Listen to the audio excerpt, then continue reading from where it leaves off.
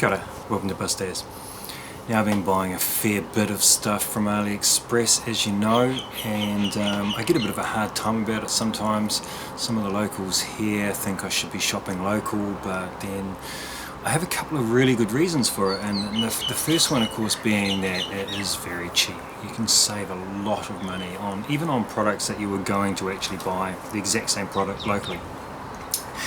And the other thing is that there's a lot of products that I just can't get in New Zealand, and so I'd have to get them in from somewhere overseas, and China's where an awful lot of stuff is actually made, so it's probably as good a place as any. There are of course things I get from the States and from Australia because that's where they're from. But I do get teased a little bit sometimes about some of the stuff that people say is junk. I even had someone on one of my videos say I was going to burn my bus down because I had all of this Chinese junk in it. And of course it's possible to buy junk quite easily. But some of the stuff, this isn't junk. I mean, when I look back at some of my earliest purchases when I was vaping to give up smoking cigarettes,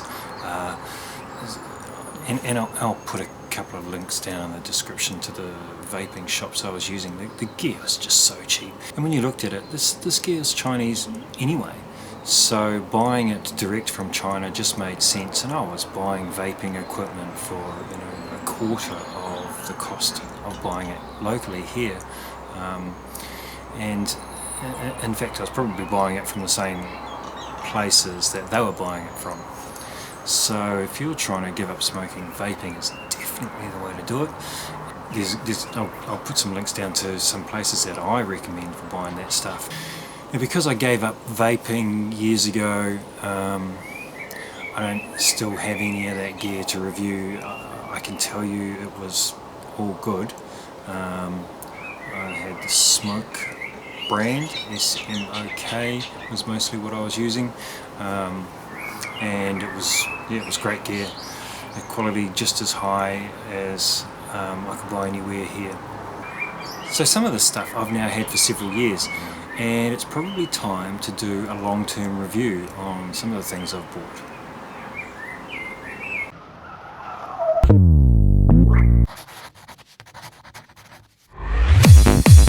Something I am still using is this ThermoPro temperature unit for my barbecue.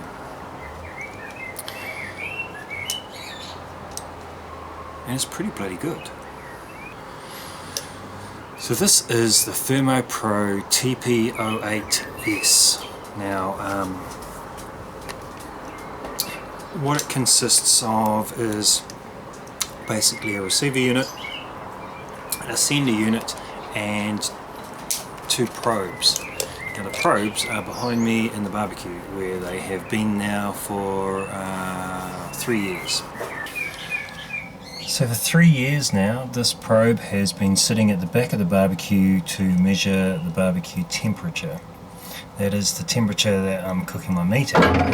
And this probe has been laying around because that's the one that gets plugged into the meat.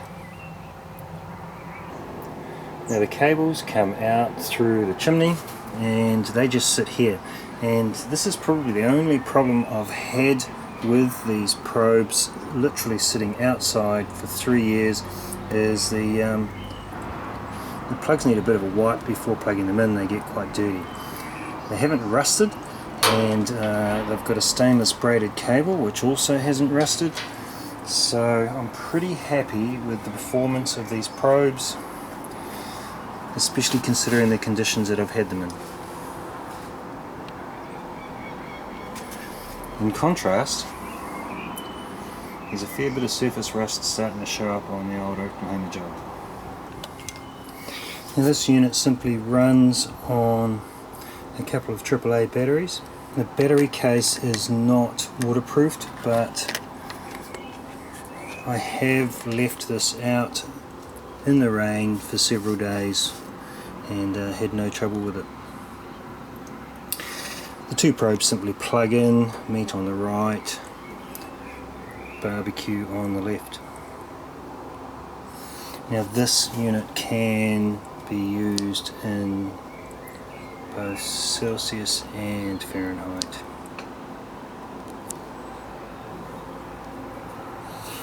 So this thing sends a signal every, I don't know how often.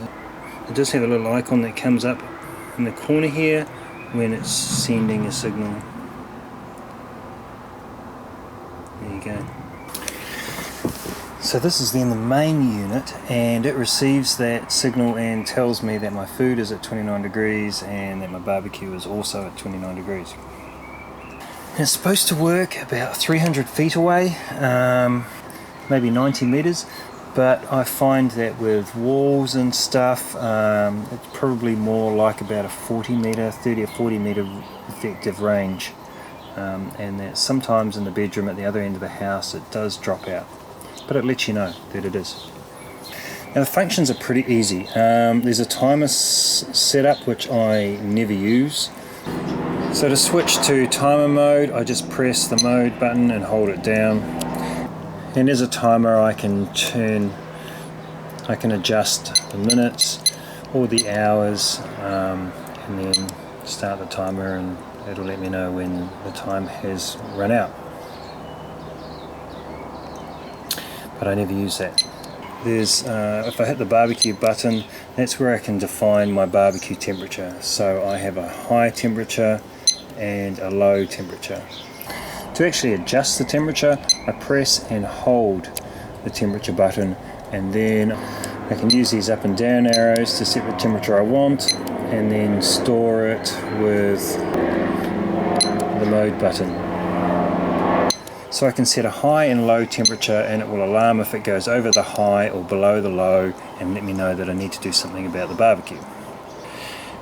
And then with the food, I can set the maximum temperature I want the food to go to. Obviously I don't need a low warning for the food, so I simply set what temperature I want it to tell me that it's cooked.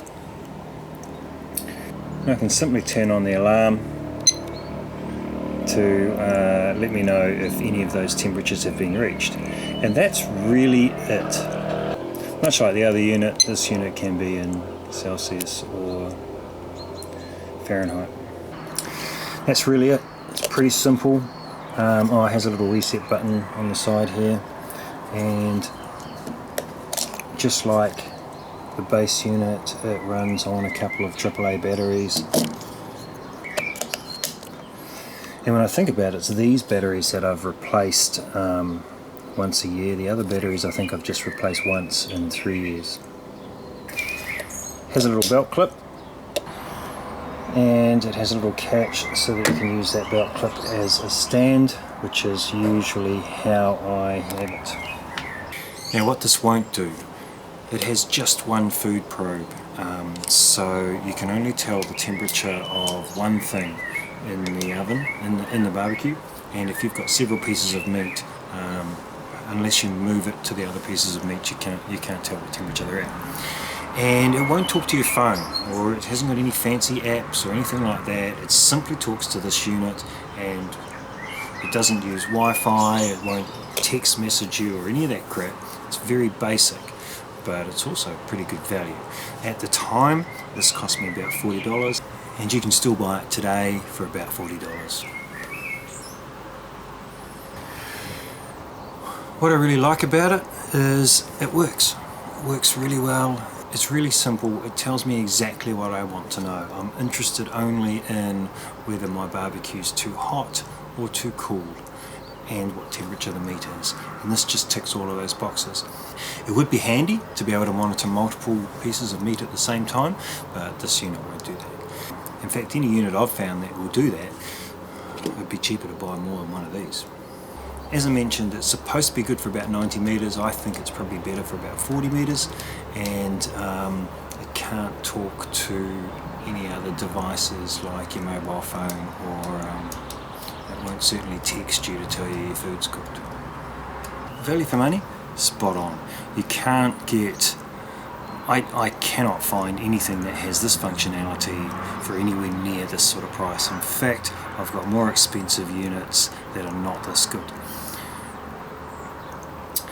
It has run without any sort of failure for 3 years, so longevity is pretty damn good, and overall I rate it very highly. Obviously it doesn't have the functionality of some far more expensive units, but they are exactly that, far more expensive. This was a good buy. So that is my honest Kiwi review of AliExpress ThermoPro TP08S. So I hope you enjoyed the video. If you did, like and subscribe, hit all those buttons, and I'll try and do a few more like this just to showcase some of the products that I bought from AliExpress a long time ago and are still working good today. Anyway, I think it's time I put this to use again and throw a piece of meat in the barbie. So I'll go and do that, and you have a good day. Take care. Mā te wā.